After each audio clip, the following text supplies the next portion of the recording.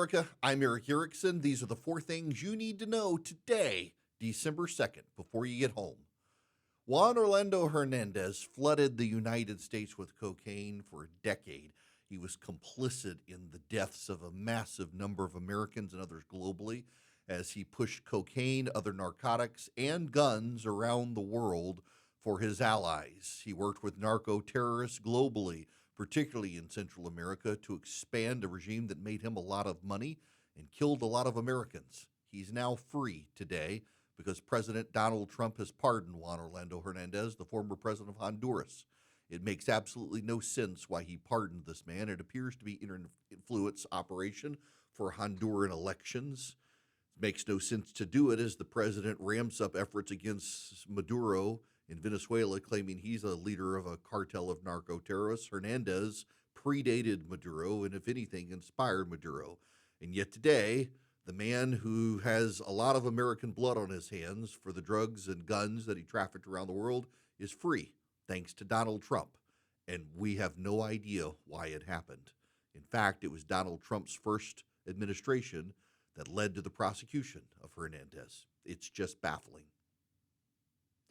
Secretary of Defense Pete Hegseth said he did not know about survivors on that boat and did not see them. He was asked at a cabinet meeting today, said he didn't see them.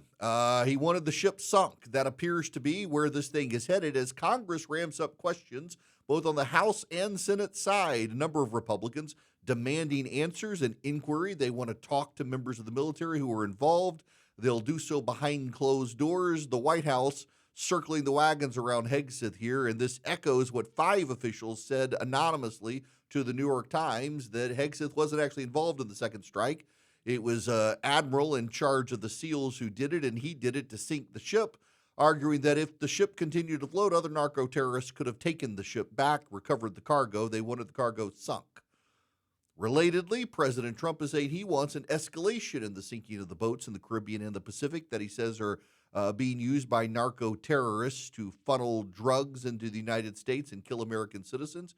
Pete Hegseth echoing the president today, saying this is going to happen. We'll see more bombings. If anything, the president seems inspired by the Democrats' fury on it as they want to own the left and make heads explode as they blow up ships in the Caribbean. There are a lot of people you should understand on the left and the right who say the president can't do this, and you should at least understand the argument. I'm not one of them. I'm fine with him blowing up narco-terrorists. I think it's interesting the Democrats are taking the side of the narco-terrorists, but at least understand the argument, and it is this. Because Congress has made narco-trafficking a crime, and what President Trump is saying the narco-terrorists are doing meets the definition, the president cannot now declare them enemy combatants because they're criminals under federal law and must be arrested and prosecuted instead of blown up. I think as commander-in-chief, he can blow them up.